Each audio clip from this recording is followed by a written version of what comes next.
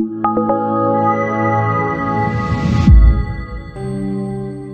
Aleichem, Shalom Aleichem, Shalom Aleichem.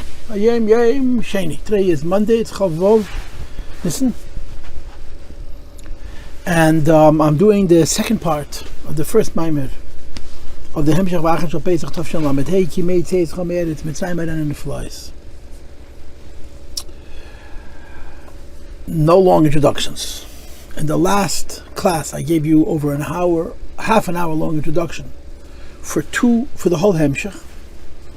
That the way I see it, 3 points for sure, and possibly 4 points, we correlate Yetzias Mitzrayim to La'asad Lavei, and they are Yetzias Mitzrayim, which is represented by the phrase Nigla Lei Melech Macham Lacham HaKadosh Baruch Hu B'Chvei Devayatzmi U'Ga'olam, the Gilei B'Ensev Shechnei Atzimtzum, which can go down to the Cheshach Kofel U'Mechupal of Mitzrayim and take us out. Number 2, Kriyas Yam Suf, which is a Gilei Alakus Mekadmeni Shaleilam to be Mechaber Alma Da'atgaliyə and Alma Da'atgaliyə. Number 3, Matan Teda, which is Mevatel the Gezeri between Yenim and Tachtenim. And number 4, going into Eretz Yisrael, that the Ikka came on mitzvahs is in Eretz Yisrael, and so on. That all these 4 have parallels when Mashiach comes. And that what happened by Yetzias Mitzrayim is connected to how it's going to happen when Mashiach comes on 3 levels. Number 1, because the first time is a Psichas Atzina for the second time. Number 2, the first time is in a Sinas Keach, is a Siba versus Mesuba for the second time. And number 3, just like Matan Teda wird nicht ein Nachamol, so Yetzias Mitzrayim wird nicht ein Nachamol, Kriyas Yam Suf wird nicht ein Nachamol, und Kriyas Oris wird nicht ein Nachamol. In other words, Hashem revealed a certain koyach for Geula at Yetzias Mitzrayim, and that same koyach is going to be revealed when Mashiach comes. Even though Mashiach comes, at the end of the flies, there's going to be bigger miracles. And the same is true at Kriyas Yam Suf versus B'Kriyas Hanor, and the same is true Matan Teda of Nigla Teda versus the Gilui of Pnimiyat HaTeda La'asad Lavei, and the same is true L'gabe Knesset Eretz Yisrael. So the first class was a long introduction, and then we learned about Kimei Tzaischa. This idea that what happened when Yidden left Mitzrayim is the stage center for what's going to happen La'asad Lavei, but on a higher level, and in this Mamer he mentions the Psichas Atzina. Now we're going to learn the second shir on this Mamer, which in terms of Kamas is 2/3, literally 2/3 of the Mamer. But the introduction was taken 3 minutes rather than 30 minutes. And it's basically going to explain the p'tim is the keinyan of Kriyas Yam Suf, Yetzias Mitzrayim and B'ikir Kriyas Yam Suf, what it means spiritually. That the Exodus, the godly revelation to affect the Exodus, and the godly revelation Mekadmeni Shalem to affect the splitting of the sea is going to set up Nesinas HaTeira, and how all of these things are going to replay themselves when Mashiach comes. But in this shir, L'cha'oira, he's talking primarily about Kriyas Yam Suf, not so much about La'asad Lavei. And La'asad Lavei he spoke in the last shir, in the beginning and the end of the Mamer. So we begin at the very bottom of page 354. The pshat is number 15, if you're reading my numbers. That there's a parallel between Yetzias Mitzrayim and La'asad Lavei, and between Kriyas Yam Suf and Kriyas Hanor. Says the Rabbi, Kriyas Yam Suf. Let's first talk about how it happened the first time when the sea split. It says in the Possuk, Hashem drove a ruach kodimah, a very powerful eastern wind, and an eastern wind means that it's blowing from east to west. I think that's the meaning of ruach kodim bepashtos, that is blowing from the eastern direction towards the western direction. But bepnimiyas hanyanim it's translated like from the word kedim. Kedim means before the beginning of time. And the Rebbe says Shazehu, that this phenomena of this very powerful wind is Ikir bi Kriyas Yam Suf, is very critical in the event of Kriyas Yam Suf, like it says in the Shara Yichud ve'emunah. In other words, Hashem made a nest and split the sea. Once Hashem is making a nest, how important is the wind? It's just coincidental, it's a detail in the miracle. But the Alter Rebbe says no, the wind is very important, because the wind was actually how the sea split. B'derech HaTeva was the Koyach Eliki, but the wind was important for the sake of the miracle. So the Rebbe is blaming it on the Tanya. In Ruach Kodim, this wind is a critical component in the event of Kriyas Yam Suf, because even though it was a nest, this wind facilitated this nest. Ruach Kodim, through this powerful wind, the water stood like a water sack and like a wall to allow the Yidden to pass. If the wind had ceased for one instant, the waters would have returned, and they would have flowed with great raging force, as was their nature. They would not have stood like a wall without any question. So the Alter Rebbe holds that the event of Kriyas Yam Suf, which is a nest golish and kedugmasei, had to do with the wind bepashtas. So the ruach kadim, the eastern wind, which holds up the waters, is considered a critical part of the event of the miracle Kriyas Yam Suf on the physical level. And another thing that happened was Kriyas Yam Suf, the second event was violates halilah, that the night itself became light. And one of the interpretations of this, and of course the source, this is in Hemshech based in the daateggalieh, in the Mamer Vayin Pesach Zeit, and then of course the Rebbe repeated it, whatever it is, in Tafshin Tezvav and Tafshin Tezayin, they repeated come up on these Maimorim. Not that the darkness was illuminated, but the darkness shone. Not that the darkness was illuminated by a light from another source, which is how you understand it in Pshutei Shal Mikra, that the Amud Eish went behind the Yidden, behind Amud Ha'ana, and it illuminated the night for the Jewish people, but we explained it in metaphysical terms, the darkness itself became light. These two aspects of the Nes of Kriyas Yam Suf, Ruach Aza and Ha'aras Laila, that both happened after Yetzias Mitzrayim by Kriyas Yam Suf, are very powerful and important miracles that have a very powerful and important effect. And the Rebbe says, Yihi Yugam L'Yosid. There's going to be a parallel for both of these aspects. The aspect of a Ruach Kadim, to split the nod, and the aspect of a violates halilah, which is going to be L'Yosid Lavi as well. Like it says in the Possuk number 1. If you had Allah Hashem raises hand over the river Be'ayam Ruche, with a powerful wind. That Ruche is Ruach Kadim, which is Ruach Shalom Kadosh Baruch Hu, as the Possuk says, V'ruach Alakim Erchav Sapnei Amayim, that the Kayach of Ruach Alaki splits the waterless Lavi as well. And the second idea where it says in the Possuk of Lilah Kayim Yar, that the day is going to shine like night, that's the idea of a Yar as Halilah, Yar. So there's a parallel between how it was and how it's going to be, both of the aspect that the Koyach to split the sea is Ruach Kadim Aza, as well as in the aspect that this Ruach Kadim Aza, which is the Koyach to split, or as Chassidus would say, bring together Almah Dezgassi and Almah Dezgaliah, is a very powerful Kayach, which culminates in Vayoris Alayla, the darkness exactly shines. So the second point, the darkness itself shines. The second point the Rebbe is not going to explain. The first point is going to explain at length. But the Vayoris Alayla he doesn't go back to and explain. So the Rebbe begins in the next paragraph, page 255, at Tzadok Lam Nekashiyas. Mahu ha'hechrech, why is it necessary? Shebeshvil Kriyas Yam Suf, in order for the sea to split, you have to have Ruach Kadim Aza, a powerful wind. The Eibush can do whatever he wants without a wind. Why is the wind and the powerful wind and the eastern wind so important? That Aza, the word Aza, which literally means bold, Moira al Tachas, I'll take it if it's a word that denotes the ultimate kind of power. Why was it necessary, if Hashem is making a nest anyway, to have this special kind of power? Another indication that to split the sea requires a special power, even the Gabi the Eibush did, is what it says in the Chazal. That Meviim Dugma B'kama Makemis. When you want to describe something as being very difficult, you give the example of Inyan HaKeishi Shazel B'Kriyas Yam Suf. How difficult was to split the sea? Now, who split the sea? The Eibush split it. And for the Eibush, everything is nothing. Nothing is a big deal. So why do we consider it such a big deal that the Eibush split the Yam? And number one, it requires the Ruach Kadim, and number two, it's called Kasha. The L'cheira. It's called the Sharich and Vemun Achtas Hashem. And the idea of his Havas B'chol Rega, he says that Kriyas Yam Suf Einei is Chachos. Kriyas Yam Suf, it's not such a big deal because there's nothing new being created. Kimei B'riyas Shamayim V'Odas, as opposed to creation, with something new which is being created, which is a much higher inyan.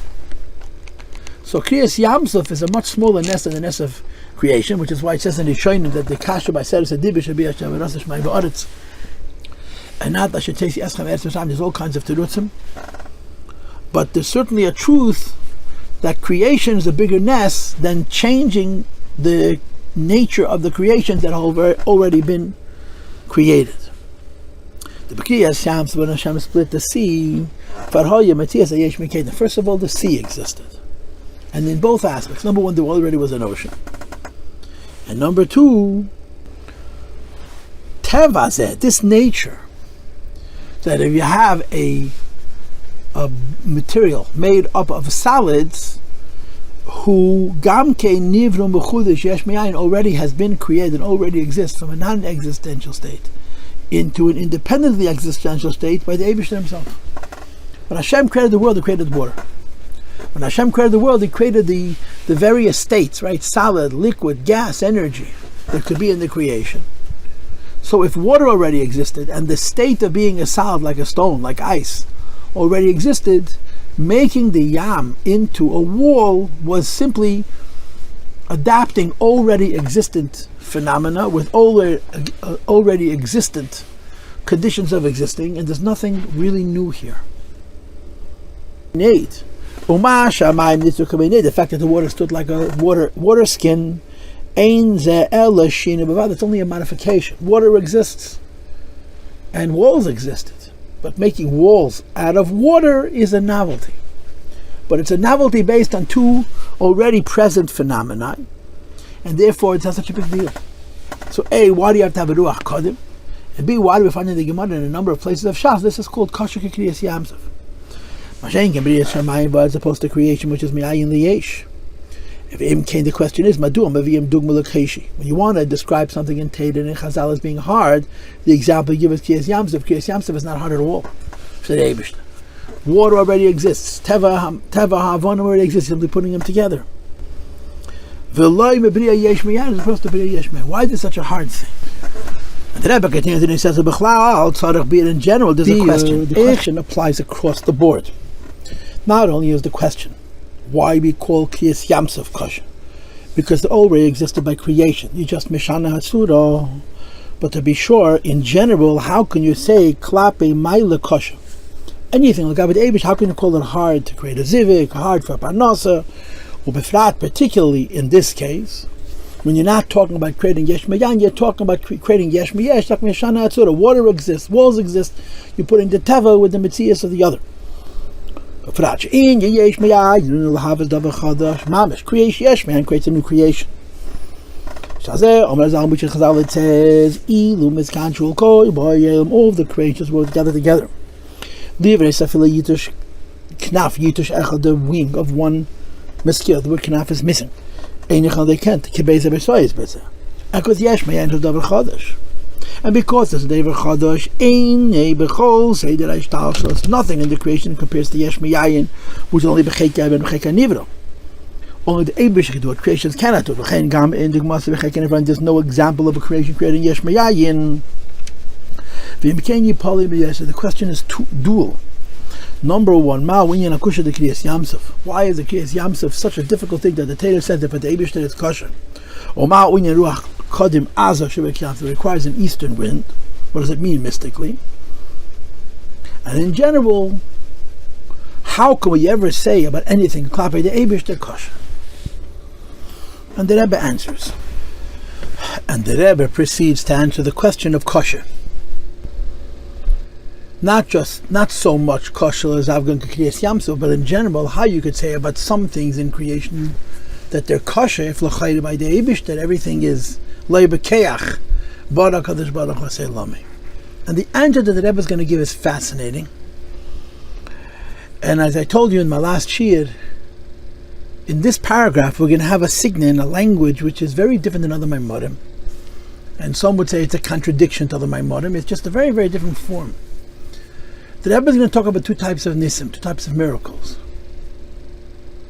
Normally, when you talk about two types of miracles, you talk about nes hamalubish b'teva and nes shalamayla b'teva, a miracle which is wrapped within the parameters of nature, and a miracle which is a violation of the laws of nature. What that Ramban would call nes nigla and nes nister. Nes nister means a miracle which is hidden. You can explain it naturally, and nes nigla means a miracle which is so overt it's impossible to explain naturally because it's beyond nature. Here the Rebbe is going to have two categories of a nes nigla. Here the Rebbe is going to have two categories of a nes shalamayla min teva. The difference is going to be whether the nes shalamayla min teva has to break teva, or it simply cohabits with teva. In other words, Hashem could bring into the world something which is way beyond the parameters of nature, but he's not changing anything, he's just adding something. The example he's going to give is the mun. No one's going to call the mun a nes hamaluvish b'teva. But you will call them on a nes she'eni mafriya lahateva. It's not changing nature, it's something outside of it. And the Rebbe's argument is going to be that the term kasha is used to use the classic form of nimna nimnois when you bring together two opposites. When there is a teva of the world, and you bring into the world something which is outside of that teva, that has to violate the teva, that has to invade the space of the teva, that's when you use the word kasha. And Kriyas Yam Suf is kasha because there's a teva, and then there's a miracle which is completely outside of nature, but it's a miracle outside of nature that doesn't exist side by side with teva, but it has to break it. And then you use the word kasha. That's the answer that the Rebbe is going to give. Dehine, mitzad dabriin, as much as creation is concerned, yeshnam chukei hateva, there are laws of nature.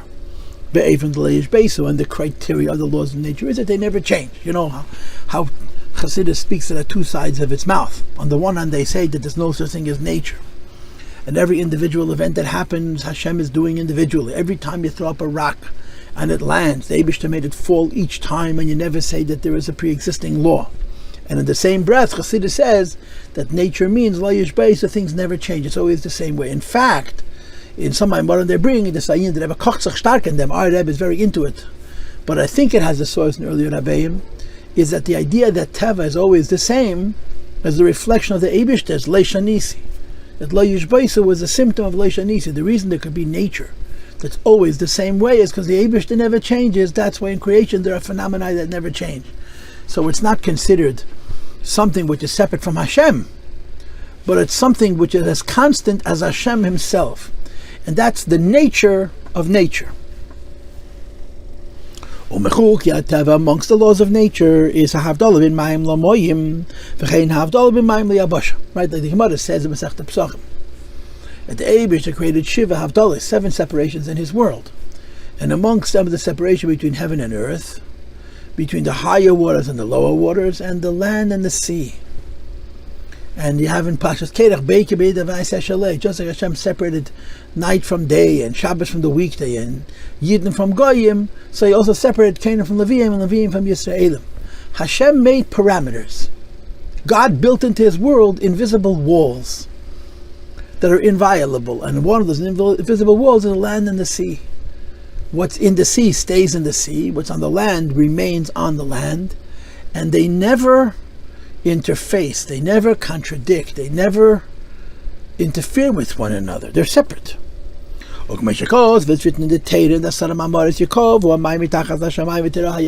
Eibishter created on the land basins, mikvois, to hold the water. And by the Eibishter creating bowls in the world to hold the water, it allows for l'reika ha'oretz alamoyim v'seiro hayabasha, they should be able to see the terra firma, dry land. Like it says in the Rishonim that according to Teva, the entire earth should be covered with water because water is lighter than earth. But Hashem made a special nes, a special koyach, l'reika ha'oretz alamoyim kelim chaste, that the waters should descend below, and it'll give an opportunity for there to be land masses, to be yabosha. And this is not only that he lowers the water for the earth to be able to rise, but now he establishes in his world an invisible wall. There's yam and there's eretz. There's the land and there's the sea, and Hashem has a separation between the two. Yam b'fnei atzmei v'yabash b'fnei atzmei. The sea has its own space and the land has its own space, and there's a wall between them that's inviolable, that's unbreachable. When I said before, the way Teva is designed is that it's constantly the same. Just like Hashem is leishanisi, is constantly the same. So you see this in the Teva of his creation, that is constantly the same. Like it says in the Possuk, that the sea has a gvul, has a wall, and the wall is the sand that's at the beach, at the edge of the meeting between land and sea, and they're separate realities. V'zehu mitzad teva. That's what nature is. Achin in Kriyas Yam Suf, the event of splitting the sea, is a miracle, where not only is something adding to the world from what's out of the world, but the world itself is violated for this nes to happen. which is bittul avdola ben yam liabasha, violation, the breaching of the barrier between the land and the sea. And that's kosher. You'll see on the next page, the reason it's called kosher is not because it's supernatural, but because it's violating the order of the creation. And the Rebbe explains, and what the Rebbe is going to explain now was only Hagdom. This is the classic language, because now the Rebbe is going to talk about Teva and Nes, and later the Rebbe is going to talk about two different types of Nisim, as I said before.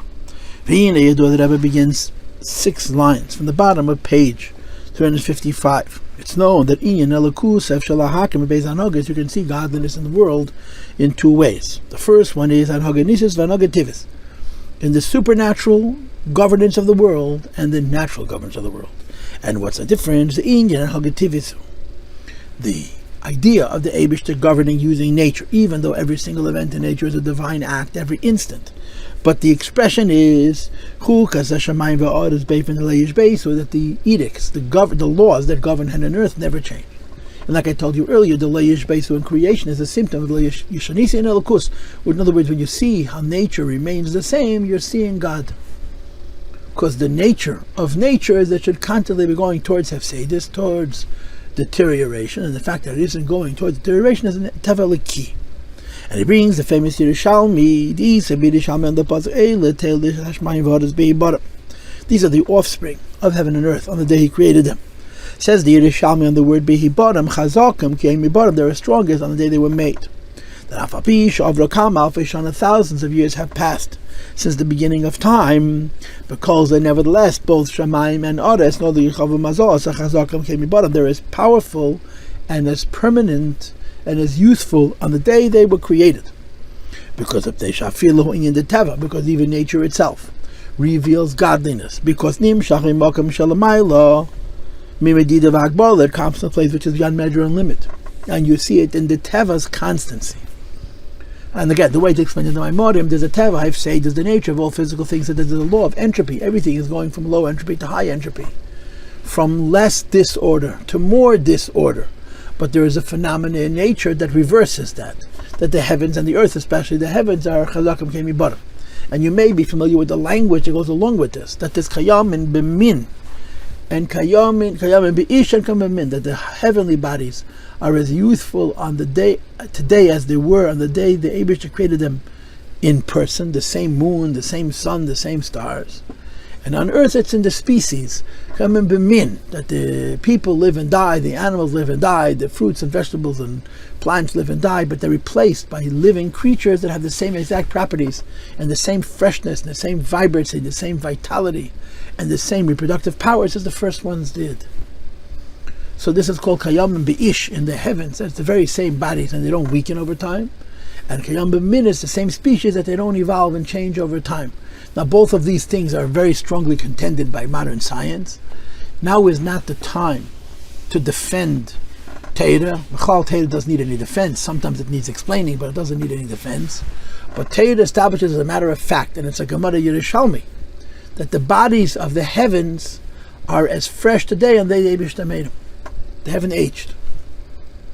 And the bodies of the earth, the individual bodies have changed, but the quality and the vigorousness of every species is as fresh as it was on the day the Eibishter made it. So it's called Kayam and Bimin and Kayam Bi'ish. And Kutasichas Chelek it Pashas told us, that Rebbe has footnotes where he argues that Kayam and Bimin on the ground is a lower level of Gili Alakus, and the Kayam and Bimin in the heavens, which is called Kayam and Bi'ish in the heavens, is a more overt revelation of Elokus. The bottom line is you can see God in nature in the fact that nature is so unchanging. And the same is true of Shalhakim Elokus Man Haganisis. You can see godliness in miracles. Which is higher than nature, which is what the word nes means, to uplift, to separate away. Odim needs even the word that Amavak. And the whole idea of a nes is that it stands out. It's a change in Teva, and it's above Teva. But there's 2 types of nisim. Now again, in a different Mamer, the 2 types of nisim would be a nes hamalubish b'teva and a nes shalamayla teva, but not here.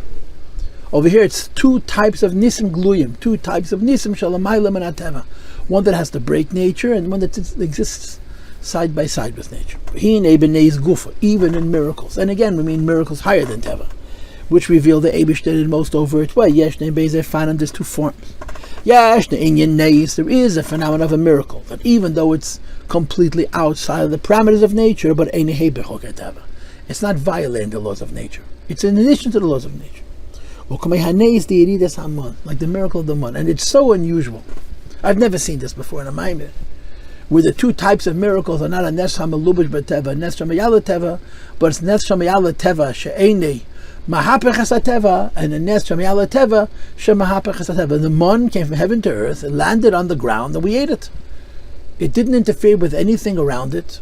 It didn't change anything around it. It just entered into the space of the creation in addition to the creation and nature as we knew it or as we know it. That's all. That's what the Mun is. It's fascinating. And then the Rebbe says that Hagam sheyesh ba'in is chadshus shulach mashmaim. It's novel, and you could compare it even to yesh mayayin if you wanted. It's bread from heaven, and therefore v'hoya hanes etzlei, and the miracle happened in the kind of way shayamasbek l'zman mesuyim. There was enough of this nest to last for a substantial amount of time, namely for 40 years. It doesn't violate, it doesn't interfere with, it doesn't oppose the constancy of nature of heaven and earth. It's in addition to it. That's not called kosher. Even though it's a pele, but it's not kosher. Klapei shmai. It's another kind of miracles. On this latter category of miracle we say kosher. It's for the Eibishter. Because it's neis hamavatel yedira teva. It's a miracle which breaks the laws of nature, and that's called kosher. Whereas Hashem fixed, and the Rebbe says in Yiddish, He established the laws of heaven and earth. This miracle is a violation of the established laws of heaven and earth that the Eibishter created, based on the principle that leishbaisu is a symptom of leishanisi. The Kriyas Yam Suf, the splitting of the sea, wasn't all that Hashem added something new to the existent world. He took the existent world and changed its rules. That water, which has a teva of being a nasal, that it's a liquid, that it flows, should acquire the teva of being a daimim, still not a liquid. The sea is by itself, the dry land is by itself. Now what took place was the land and the sea's parameters were violated. The sea was no longer only in the sea, it became land-like, became like a wall, and the land became sea-like, that it was covered with water. Says the Rebbe, this is a special kind of miracle. This is where you can actually say about HaKadosh Baruch Hu that it's cushy, that it's hard.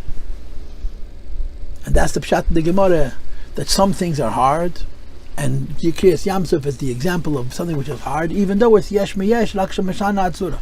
Water exists. Things which exist in a stolid state exist. And the Eibishter took the phenomena of the existence in a solid state and applied it to water. He took one mitzias and a different teva and converged them. And in doing so, he violated the mechitza between Yam and Yabosha, and this is called kosher. And again, the pshat is, it's kosher because it's a chibur of hafchim. It's bringing together opposites.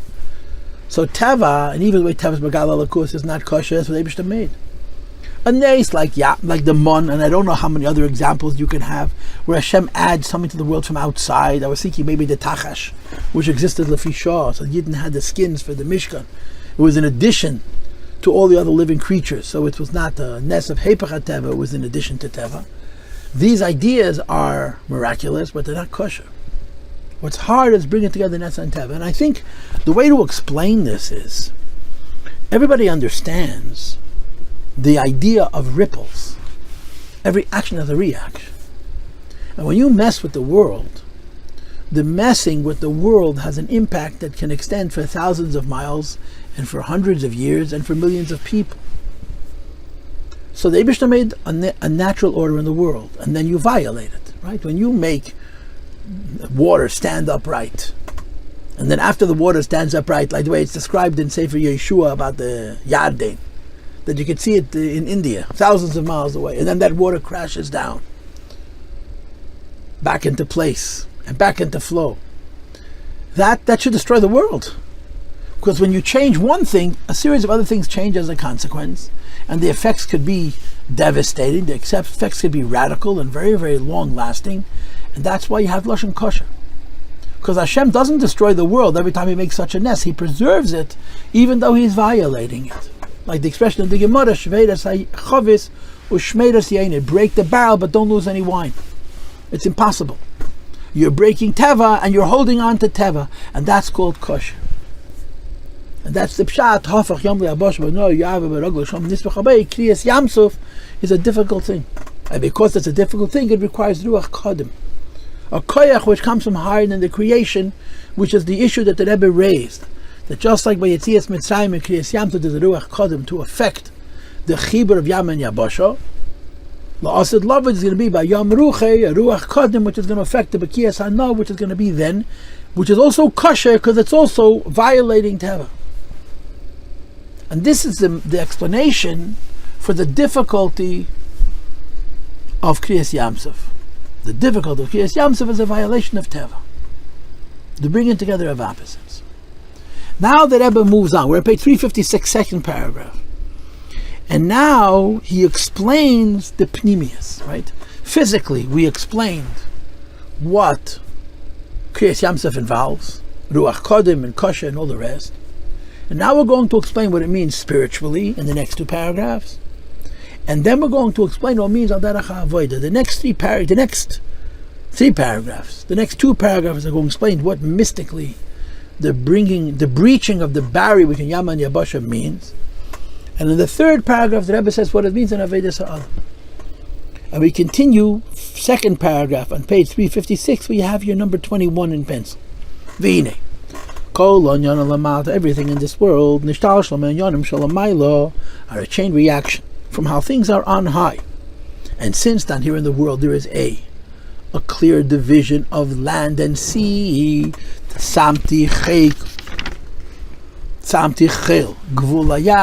Kriyas Yam Suf Hashem is violating and mixing them together, it happens down here because it first happens up there.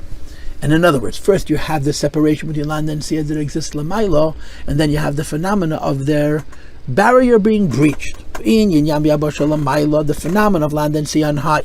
Moving is understood based on how it's explained in the Gemara. This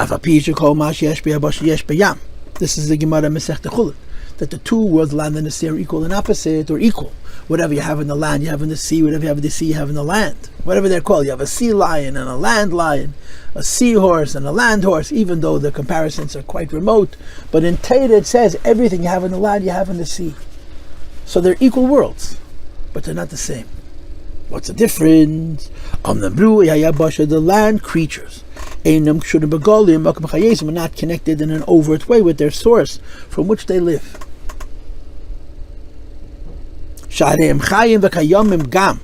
Land animals, which includes mammals and amphibians and reptiles and birds, right? Which is behemoths and chayis and aphis and the mashkotzim of the land. They're not so connected to the earth because they live and they exist even if they swim in the ocean, on the water, or fly in the air. It doesn't violate their ability to exist as their form requires. So they can be separated from the earth and they're still alive. Now, of course, on a more basic level, the Rebbe doesn't mention it here, there are very, very few land animals that live underneath the earth. There are moles and other creatures that live subterraneous existences, but most animals come from the earth, but they exist outside of the earth. But here the Rebbe is saying a simpler thing. It's not just they exist outside of the earth, they exist separated from the earth. They can fly in the air, they can swim in the sea. Mashen can be as opposed to the creatures that live in the ocean, which means that the fish in the sea, as soon as they're separated from the sea, they die. And Allah is asifas and zuvish chitas, and the minute you're full of fish from the water, even if it's still thrashing around, Allah that's its shchita. Because the minute you remove a fish from its source, it dies. The whole mitzvah and begoloi, the only way they can exist, as we see it very obviously, is rag b'makom chayusam, in the place of their life. And therefore, margishim as chayusam v'kiyum v'savusam, they feel the need for their living and for their existence and for the power that created them. They feel the source from which they came into being. Land creatures came from the earth, but they don't need to be connected to the earth. They certainly don't need to be inside the earth. Sea creatures are created from the water, and they need to be connected to the water, and they need to exist in the water. Those are physical differences between Yam and Yabosh. So on the one hand, we say they're equal worlds. Kol mash yesh b'Yabosha yesh b'Yam, kol mash b'Yam yesh b'Yabosha. But they're very different. One exists that he comes from the earth, but can exist and does exist outside and even separated from the earth. And the other exists, it is created from the water. It can only sustain its existence within the body of the water itself. And the source is his Kmekeinu L'maylo. Sheyeshnam Alma and Steam, there are secret worlds. The Leia is dying that because they're secret, they're not revealed to us because they exist in relationship itself. Shezeo Kmei Hayam, it's like the water. Shakel Mechusar V'Kosher B'Ker Chayus. Everything is covered over and invisible inside its source, which is the water itself.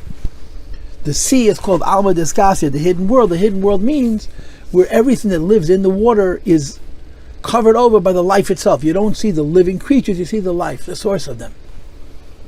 And Alma Deskalian, and the revealed world that we're able to see, goes in Elam Hazet, this world. Shenivra Elam, that a world was created, Miloshin Helam Vehester, where its source is hidden and blocked from itself. Shekeach HaMachaya V'HaMahave, that the power that gives life and existence to the creatures on the land is Oimid Be'efen Dehester, exists in a concealed way. A person can erroneously say, Ein Balabayas Labidazu, this world has no creator, because you don't see him. We look at the sea, you see that every living thing needs to be in its life force, in the water. You look at the land, you see the exact opposite almost. That every living thing does not need to be the source of its existence, and it can be separated. And this is spiritually two realities. Creations that are very intimate with godliness that created them, and creations that are not intimate at all with the godliness that created them. And this is the higher worlds, where the creations are intimate with their godly source, and the lower worlds, this world, where the creations are removed from the godliness that creates. And these are two realities, a hechet welt and a niedrige welt, a higher world and a lower world. And on the earth it's the land and the sea. And the reason there is Sam Tichel Gvulayam, physically, is because spiritually the two realities. A higher reality where you exist in such a way where all you feel is your source and not yourself. And a lower reality where you're feeling yourself because you're not so connected to your source. Obi and Inyan, how do you explain in Pnimius Anyonim, Alma Deskasya and Alma Dezgalia? Now that we established that there's two worlds on earth itself, the land and the sea, and these two worlds represent two spiritual realities, Alma Deskasya and Alma Dezgalia, let us explain the difference between Alma Dezgalia and Alma Deskasya. Pnimius Anyonim says that you can understand these two words by studying the person. And it gives the example from Machshava V'Dibur, thought and speech. And I must tell you that we had thought and speech in the last shir, which is 3 pages ahead of us on page 359. But over there he used thought and speech for Yam and Nahar, which is Malchus and Bina. Here he's using thought and speech for Yam and Yabosha, which are both Malchus. In other words, in the previous occasion when we learned about Yam, Machshava Dibur, which is later in this Mamer, but I taught it in the previous class, Machshava and Dibur are both in Atzilus, are in Ein Seif. Yam is the Pnimius of Malchus, and Nahar is for sure Atzilus, it's Bina. But now we're speaking Yam and Yabosh, which is Pnimius of Malchus and Chetzedis of Malchus. So we're using the same mashal. You're using them in context of two different things. Over there it was about Nahar and Yam, and over here it's about Yam and Yabosh. It's on a lower level. But the philosophy is more or less the same. And he explains. We see by people, there's those things that a person feels, a person can feel them, but he feels them in a very nuanced and subtle and sublime way. He feels them in how he is connected to his source. Like, for example, human thought. Human thought involves form, created form, letters and words that carry the ideas and the feelings and the senses. At the same time, the nature of thought is that's within your own mind. So although you're thinking form in such a sublime way that it's known only to yourself because it's hidden and it's deep. It's included in your brain. It never becomes separated from you. Which is why thought is dugmas alman steam and law is gallion. It's a mushal for the worlds of Alma discussed, the concealed worlds. The thoughts of a person are a person's creations. But the thoughts of the person are the person's creations that remain one with the person. As if the thought is constantly aware of the thinker. Which is Alma discussed. Yam. Mash'ain kenadibet, so speech is begolik. Oh, their speech is he's speaking to somebody else, which is Alma disgalin, revealed to another. So in thought there is form, but that form is included in the thinker. And in speech there's form, but the speech is separated from the person dafke. And in as much as it's separated from the person, it hides what the person is. Like I explained to you in the previous shir, that the nature of speech is that it's a tool for communication to another, and in as much as it's a tool of communication to another, you sacrifice substance for form. You sacrifice pneumius for chitenius. In order for the other person to understand what you're trying to tell them, you diminish the quality, the depth, the deepest aspects of what you're teaching, so that they can get the more the more peripheral aspect. So speech is revealed, and speech covers over. Thought is hidden, and thought is closer to the source. It doesn't hide. Which is why it's a mashal for the lower worlds. So the higher worlds are like worlds of thought, that even though they're creations, they're close to the thinker, which is Elokus. And speech are the lower worlds, even though they're creations, but they exist in such a way that they experience themselves and not their creator, not their source. Among souls, you have the same thing. Some neshamas common to this world, and even in this world, they're mysterious and secret. Like you have in the Mamer of Yossi, which is the Mamer of Shmini, which I taught in Shul Shabbos. Look at the Teir and Shmini, that they're tzaddikim like Shemיא and Arizal, that their whole existence was ruchnius. They're one with vekas nelakus, which is how the malachim are tomid margich meschosim yiras havayla chayim.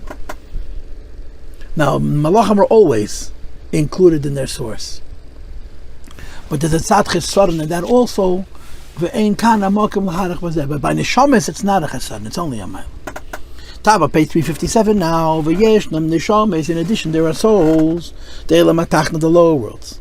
Elam alashna lebehet, the nature of the existence is that they're hidden from their source, or their source is hidden from them, and therefore such souls, everything is hard. Levyas zayeshat lesachak bei. The shamas of Almah da'atkasiyə, they swim in this world like a fish in the sea. Their whole reality is Eibishter. The shamas of Almah da'atkasiyə, the world blocks the Eibishter, and therefore the Rebbe says, everything requires hard work and contemplation. Number one, simply to acknowledge that there's a creator. Number two, we should submit and thank this creator for sustaining us in the past and sustaining us every second. And number three, that the thanks that he's giving the Eibishter for creating him is not his body and his kishkis and his bread and his butter, but his neshama. And all of these three things, recognizing the Eibishter, thanking the Eibishter, and thanking the Eibishter for the Ikar Kol Ikim, which is neshama, is dafkai his bonus. So there's two kinds of neshamas, reflecting two kinds of worlds, all created by the Eibishter. Some are created by the Eibishter the kind of way that they're, so to speak, swimming in a sea of Eibishterliness.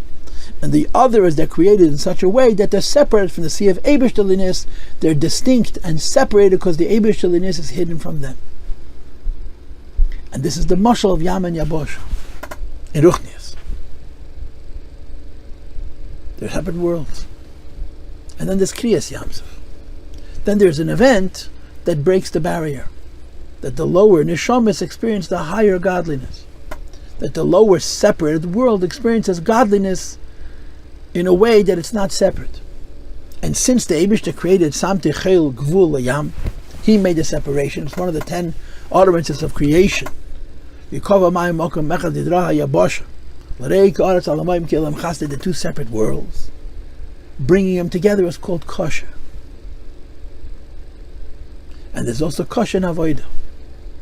What's kosher and avoda? That a yid who's on a lower level should serve Hashem like the neshamas were on the higher level. A yid who's on a level where everything requires avoid kosher, and his bonus should swim in the sea like those neshamas of Nuna Yama, like Shemיא, like the Arizal, who swim in a sea of godliness. And this is what he explains in the next paragraph, the middle paragraph of 257, where you have the number 24. So far the Rebbe didn't explain Kriyas Yam Suf. He explained Yam and Yabosh as separate, physically separate, and how they're different, and spiritually separate, and how they're different. And then there's the violation of that separation. But the Rebbe doesn't explain the violation of the separation in mystical terms that he's going to say later. He begins by explaining the violation of that separation in human terms, in Avoda. Some people can find their souls in their bodies, in this lowest of worlds, in this world, and pay like Avoda, say nevertheless they should affect through his Avoda that we should live as fish from the sea walking on the dry land, which is the madeg of Rabbi and the Arizal, which is mentioned in the Mamer of Yossi and the Kutated and Pasha Shmini.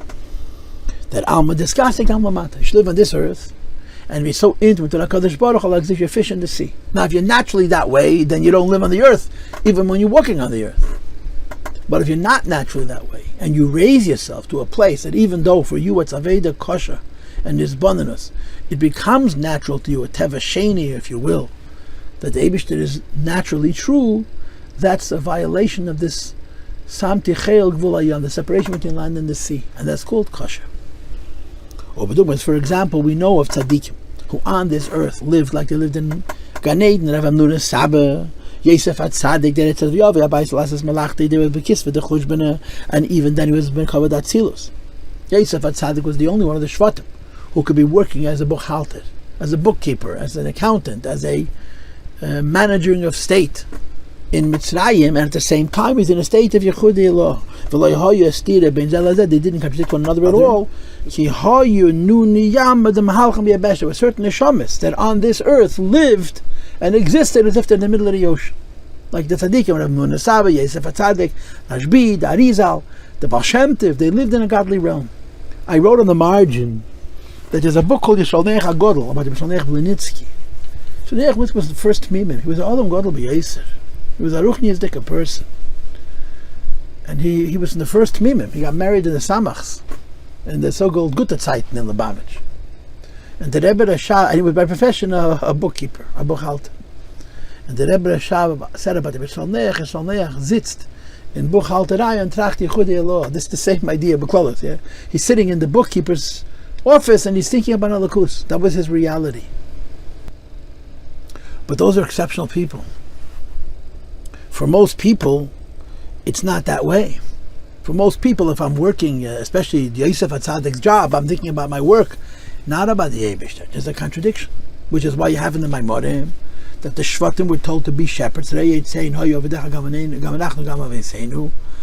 they wanted to be isolated. They should be able to be connected to the Eibishter, because the world and their involvement in Hashem were mutually exclusive. What's Kriyas Yam Suf is to bring together these two types of people. That a Yid for whom this world is a contradiction to his ruchniyazdika state, his ruchniyazdika connectedness, should exist in this world, work in this world, and at the same time, this spiritual connection should be maintained. And that's what the Rebbe now says. V'hine achakach Hemshech. Later, Yosef HaTzadik brings his koyach, that he could be involved in the Ervas Ha'oretz in the most overarching way. He was the Mishnah L'Melech, and at the same time, he's Yosef HaTzadik. He gave it to Ephraim and Menashe, his children. The bracha then comes through Yosef HaTzadik too. Zara de Yosef. All the Jewish people, like it says, all the Jewish people are called Tzayin Yosef. They're Bazal Kutasichas on it. I guess it's in Pashas Miketz or Pashas Vayeshev, that they were all called Tzayin Yosef. We have Yosef's property. So even though we're not Yosef, and we're not from Shevet Yosef, we have this possibility of being Nunayama, the Azla, Biyabesh, of being like a fish from the sea swimming on the dry land. The Bechal Yevarech Yisrael, from Yosef HaTzadik comes the bracha to all of the 12 Shvatim.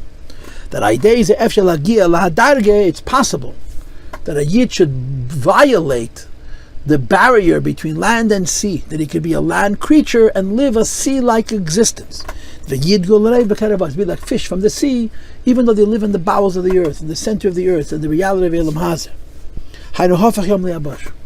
This is not those neshamas who are in the beginning removed from it. It's not that those neshamas who struggle with the world and they never get past the struggle. But even though they struggle with the world, they get past the struggle to the extent that they live in Hashem's world as if they're fish from the sea. That's a violation. That's called kosher. To be a person with a yetzer hara, who melam hazes tefes makom, to be raised to a madrege where has no tefes makom, and your whole reality is a lakus, is Kriyas Yam Suf and Avoda Adam. It's breaching the barrier, the separation between Yan and Sea, and joining the best of the two together. He was created as an earthly creature, a land creation where he's separate from his source, and knowing his source is hard. Acknowledging his source, thanking his source, and thanking his source for his ikin, which is his neshama, is hard. He's able to influence that for this person, land and sea should converge and become one. That even though he struggles with godliness, he should achieve such a success in that struggle that it should become natural and easy for him. It says the this is the first Mamer that Avraham Avinu called to the people to call out the Abish's name. So first of all it says and second it says Kel Elam, not Kel Ha-Elam. The world is not separate, an entity unto itself. The world is God. Havaya Kel Elam, not Havaya Kel Ha-Elam. In other words, Ein Eid Mulvade. That even though Hashem made him not to feel that his reality is God, but to feel that his reality is Hashem, he serves Hashem so successfully until he reaches that stage of Bedargas Alman Steamin, as if he was created as a fish in the sea. He's one with his source. It says in Tanya, when a person learns Torah, it doesn't mean to become the child for Elikus, which is L'ched in Pedek of Gimel, Ubita Lahavai, and Batal Elikus, which is L'ched in Pedek Lamed. So it's Kriyas Yam Suf and Avoda. That you're a creature for whom the world exists, and godliness is a struggle to ascertain, and you so succeed in your ascertaining of godliness that it becomes natural for you. And this explains, number one, what Yam and Yabasha means Beruchnius, and number two, what it means joining Yam and Yabasha together in Avoda. But one thing is hard, for sure, that it's kosher, even Kalapi Maila is kosher. And that's why the Rebbe now continues to talk about Moshe Rabbeinu and the actual event of Kriyas Yam Suf, and the idea of kosher as it played out in the actual splitting of the sea, Begashmias, and how it's parallel also Beruchnius.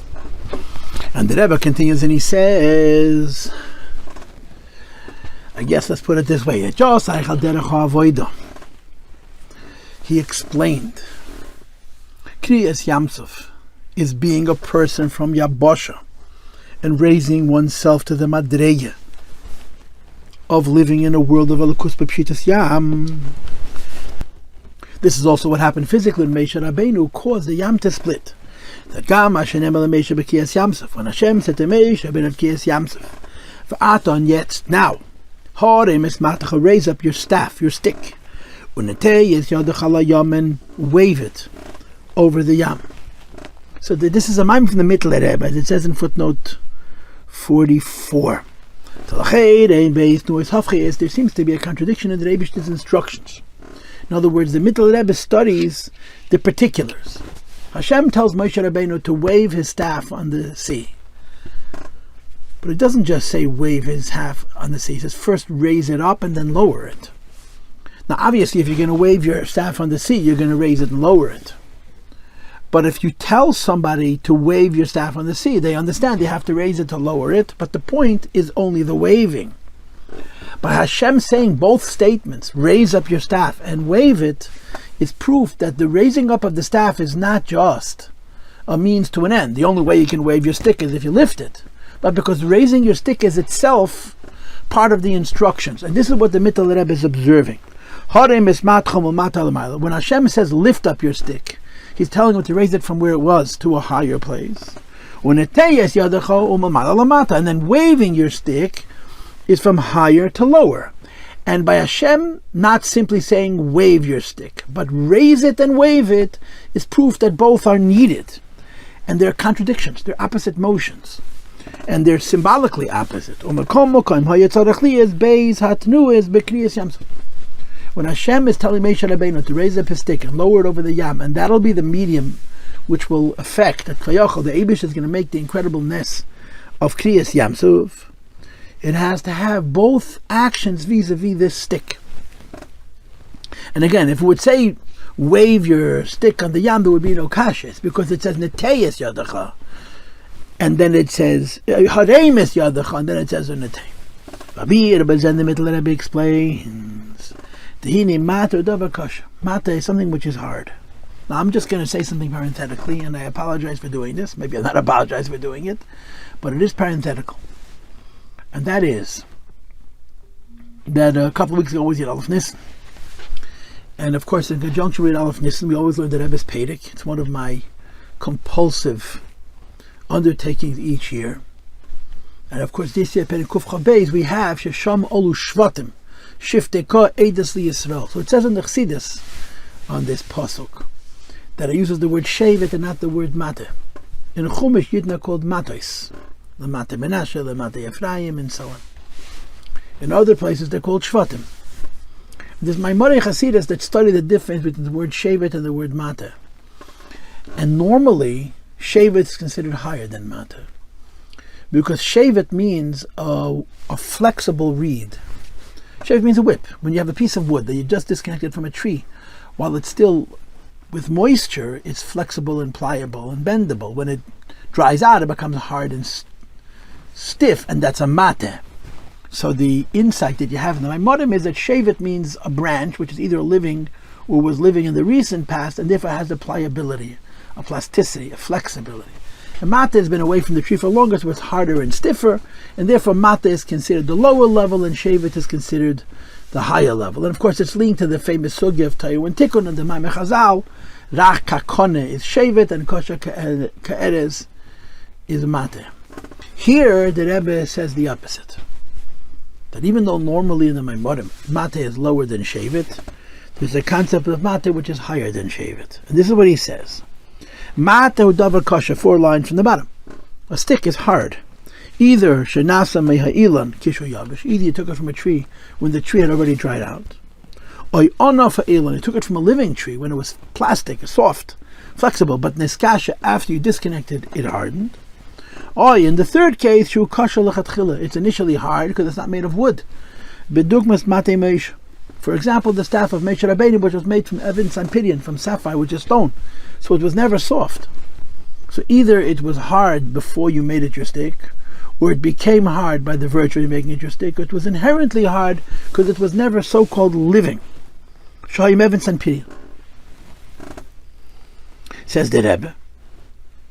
So the mata is hard.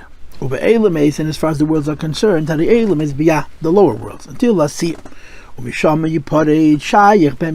They're worlds that are subject to change, right? The very nature of life, as we know it physically, is change, and change in the direction of deterioration, of death. You would never call the lower worlds hard. You'd call the lower worlds soft. And again, that's what I said to you, that in this context, Shevet is lower than Mata, because Kaishi is made al take of a chezek. Something which is hard and unchanging is permanent, and something which is not permanent is not hard. Turn to page 358. As opposed to it's called Mata Chenyani Esan. It's called Mata, a hard staff, which is the idea of Esan. Now, Kabbalistically, Esan is not just Atzilus, it's Chochmah, which is why I say that even though in many Maimorim, Mata is considered lower and Shevet is considered higher, in this Maimor, Mata is considered higher because it's Atzilus in general, and Chochmah Atzilus in particular, and Shevet is beneath it. And the Rebbe continues and he said, the Madreg of Mate, which is higher than Shevet, kosher, hard, and the context of hard is not like it's in other places that it's inflexible, but hard that it's unchanging, it's beyond change, is the Madreg of Moshe Rabbeinu, that in general Moshe Hoy Neshama Datzilus, he was the Madreg of Atzilus, and specifically the Madreg of Chochmah, which goes, as the Possuk says, Moshe Rabbeinu's role is an intermediary. He stands between the Eibishter and the Jewish people. And the Rabbi continues and he says, in order to affect the splitting of the sea. That the splitting of the sea is the transforming of the sea into dry land.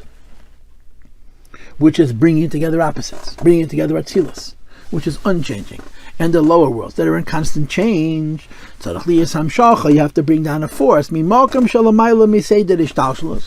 a place which is above Ishtalshlus, and is even higher than Atzilus. In other words, from the of Kedim, Ruach Kdim, and by Yom Ruche, which says Liyasid Lave, the ability to join Atzilus, which is hard and unchanging, and Viav, which is soft and changing, that the soft and changing world should become hard and permanent. You have to have a koyach which is even higher than Atzilus. Sharekoli in Atzilus, the phenomena of Atzilus, the Shiyid Hayirida Belakus, the idea Belakus, Lamata, the purpose of Atzilus is that because Atzilus exists, not only should Atzilus know godliness, but the lower worlds should know godliness as well. And what I'm going to say now doesn't say in the Mamer. I wrote it on the margin, but I think it's pshat, but I don't know it for sure. Atzilus exists so that the lower world should know the Eibishter is not saying, it's not the same thing as saying Atzilus exists, and therefore the lower worlds could be like Atzilus. Atzilus is higher than the lower worlds, and Atzilus is godliness. And because of Atzilus, the lower worlds can know God, but the lower worlds, when they know God, don't know God the way Atzilus does. And here we're talking about the lower worlds not just knowing God because Atzilus exists, but being exactly as Atzilus is, unchanging. And Lachein, which is why, and I'm putting words into the Mamer again, since Atzilus by itself can only give Yediyah Velakus to the lower worlds, but it cannot give Bli Shina to the lower worlds. Therefore, Nema LaMesha was told to Mesha Rabbeinu, in order to affect this idea of transforming the sea into the land, according to the Zayah, raising the worlds up, according to other reasons, bring godliness into the worlds. So the stick has to be raised higher than Atzilus, which is the concept of Katmeni Shaleilam and by Yom Ruche, and to wave your hand forward from higher to lower, which is Yom Shachadel to bring it down to Asiya. The Inyan of Alachem Le'abosh. This is the Mittel Rebbe says in a Mamer that instead of it simply saying Teis Yad Chalayam, it says Harem Es Matchal Teis Yadacha. Why the double communication? Because in order to bring Atzilus into Biyah, you have to go higher than Atzilus. So when the Rebbe said in the previous paragraph in Derech Avoda that the Avoda of a Yid is that even though he was created in such a way that the world to him is real, he should live as if he's a fish in the sea. His reality is godliness. For this to happen, the Jew has to reach so deep into himself, not only to the place in himself, which is the madreg of alma da'atgaliah, but the place in himself which is higher than both. And that's the significance of the waving of the stick, which happened, and the waving of the stick, which is going to happen. V'heinif yadeh al hanehar by Yom Ruche. The Rebbe continues the second paragraph, page 258, which is the number 29 in your text. The idea that Moshe goes higher than Atzilus, to bring what is Atzilus into the lower worlds, is connected to Moshe Rabbeinu. Moshe Rabbeinu's whole role is Teil, like it says in the Possuk, which is such a fascinating discussion, that even though the Torah was created and fixed and given in such a way that it has a person attached to it intimately, and that person is Moshe Rabbeinu. And therefore, the notion of Moshe Rabbeinu raising up his hand higher than Atzilus, and then lowering his hand from higher than Atzilus into the lower worlds, is connected to the Torah, meaning the koyach of Moshe Rabbeinu, to bring Atzilus into the lower worlds, to bring what is hard and unchanging into the lower worlds, which are soft and changing, so that the lower worlds also don't change. It has to do with Keich HaTeirah. And how does it play out in Oisias HaTeirah? Hemshech meis Yud, did you bring for the letter Yud? Maker Kol Eis, just about the letters. Because Kol Eis Matchelas Beis Yud, every letter begins with Yud, because Yud is simply a dot. Because Yud is in Yonah, Tzir Unakuda. Yud is the idea of a form that's still a formlessness. Tzir means a form, the Kuda means a point. It's the form that's the beginning of all form, but not yet a distinct form.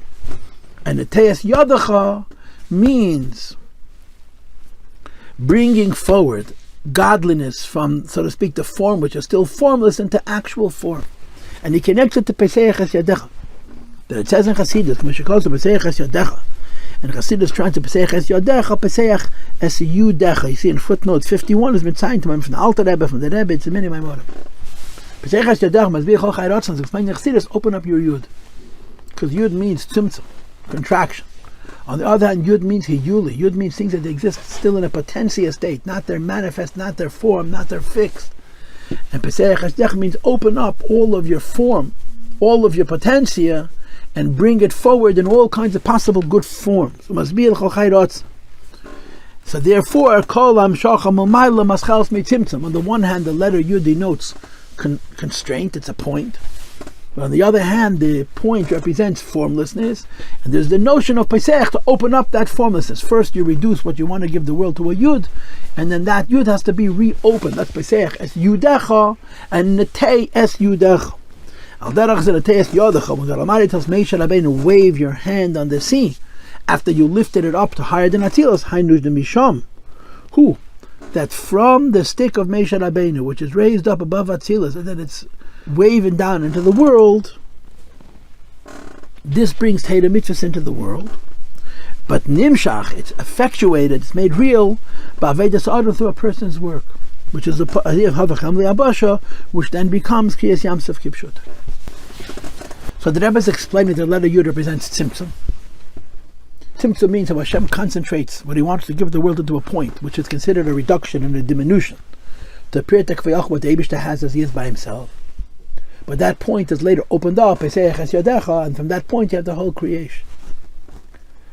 But he wants to observe that in general it's on two levels. Number one, there's the Yud of creation, which is then expanded into the Yud Mamaris. And then there's the Yud of Teda, which is then expanded into Teda Mitzvahs. So Neteyas Yadecha, Pesach es Yadecha, means taking the Nekuda, the point of the whole creation, and the point of the whole Teda, which is the Eibush is giving to the world as a point, and opening it up. So the idea of Neteyas Yadecha means waving the Yud and opening the Yud up, A, in bringing Teda Mitzvahs into the world, B, giving a Yid Koyach to be Mahapach Yom Le'Yabasha and Avoda, meaning that even though I'm a creation of Yabasha, my reality says I exist and the Eibush is a Chiddush, I draw a Koyach from within me to live a life of Almah Da'askasia. And number three, the actual splitting of the Yam Suf. So there's three different points. Hemshech has Teda Mitzvahs, Avoda Sa'ad Mahapach Yom Le'Yabasha, and Kriyas Yam Suf Kipshutei, but I'm not entirely certain about this. And the Rebbe finishes today's Shir, the last paragraph, 358, this explanation of that by Kriyas Yam Suf it says Ruach Kdim. Kdim means from before, as the Ruach Kdim Kadmin Kadmach Avakmunim, which is higher than whole of creation. And the Ruach Kdim gives a koyach to bring together Atzilos and beyond, splitting the sea. But here he adds another kvetch. That it's not just that you're bringing down higher than creation into the creation, so that the land, the sea, should become the land, or the land should become the sea, but there's another component. That Kadmur Chala Kadmur does not mean higher than creation, it means higher than creation, the place where Jewish people are. Because it says in the mind from the Mesicha Magid, which everybody knows, Yisrael Olam Machshava. The meaning of Yisrael Olam Machshava is the highest madrega of Machshava. And the Mesicha Magid explains that by the Eibishter's relationship with Yidden, since there's no time, he knows of our existence as physical creations, even before the world was made, because he doesn't, by him, past, present, and future is all of the same. And in that madrega where Yidden are Moshe and Hashem, which is above the world, the Eibishter tells Moshe Rabbeinu to reach to bring on the koyach for Kriyas Yam Suf. It says in the Possuk, remember your nation, Kedim, which you acquired Kedim from before time. This is a mistake. It shouldn't say Zecher Amcha, it should say Zecher Adoscha. Zecher Adoscha, Kanisa Kedim. You remember your community that you acquired from before. But Mefarsh Tanakh also explained what says in Chassidus, She'Yisrael Nekroim Kanisa Kedim. The Jewish people are called the Eibush's acquisition from before creation because of the principle of Machshavtam She'Yisrael Kadmon L'Chol Davar. Now, of course, when you talk about the Jewish soul coming before everything else, there's degrees in this precedence, including the following: the Afal Pisheshtam Kama Kadmon. There's a variety of things that are considered before creation. There's Gemara and there's Midrashim, where the Gemara says Chamisha Dvarim, the Medrash says Shiva Dvarim, and the other Medrashim say Shnei Dvarim. Nevertheless, we say Yisrael v'Teda of all the 7 or 5 things that came before the world, Yidden and Teda come before all of those. And then Eliyahu Navi says, of these two, Teda and Shamas, I don't know which one precedes which. And Eliyahu Navi continues and he says, since I look in the Teda, and it says, David Bnei Yisrael, Tzavis Bnei Yisrael, that the Teda speaks to the Jewish people, and Nitna Teda El Tzavis Lazeh, Hadi Yisrael Kodm. So the Shadish of Yidden is even higher than the Shadish HaTeda, and the famous quote is, Machshavtan Shei Yisrael Kodm L'chol Dovid Afilu Machshavas HaTeda. The thought of the Jewish people precedes everything, even the thought of the Teda. But there's a chap, that he precedes everything, not everything vis-a-vis creation, everything even Fayachal before creation. As Eibishter is all by himself, Yisrael Lolo B'machshav, Shazel Maz Yisrael, which is a Ma'ila of Yisrael. And that's the koyach of Ruach Kodem.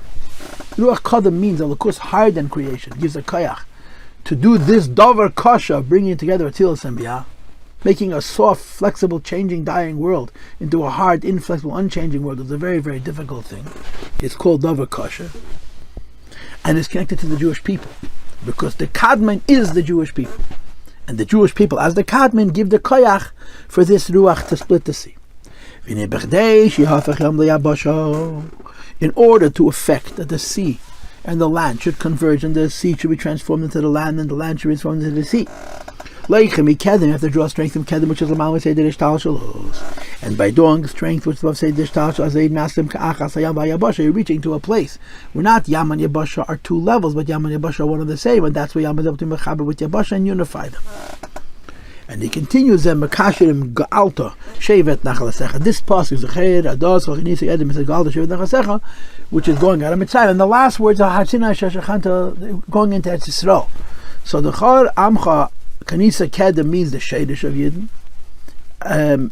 Ga'alta Shevet Nachalasecha means that it comes down into the Yidden B'Poil in terms of redeeming them from Mitzrayim. Ashleimet is Mitzrayim, which is including the fourth idea of Vehevi Eschem B'Geimet Eretz Yisrael. And it's going to say in the end of the Possuk. But this is the Pshat Ruach Kodem and Bayam Ruach. Kodem means before creation. Before creation means the Shadish of the Shemיא Yisrael, which is above all else. And from there you have the Koyach to split the Yam. From there you have the Koyach to split the Noah and Lasted Lover. They're both connected. And that's the end of the second shir on this Mamer. And the first shir we learned the beginning and the end. And gave the first of 3 explanations for why Yetzias Mitzrayim is going to be important after Mashiach comes, because it's Psichas Atzina. In the second Mamer, he gives the second explanation because of Sibah Mesubah. In the third Mamer, he's going to give you the ultimate explanation as well, which I already taught you and gave you. That Matan Teda L'Ye'ed Apam, Yetzias Mitzrayim L'Ye'ed Apam, Kriyas Yam Suf L'Ye'ed Apam, and Kriyas is also L'Ye'ed Apam. And Mr. Shem, tomorrow, or the next occasion, I'll give another share on the next Mamer, which is Vahi B'Yem Mishra.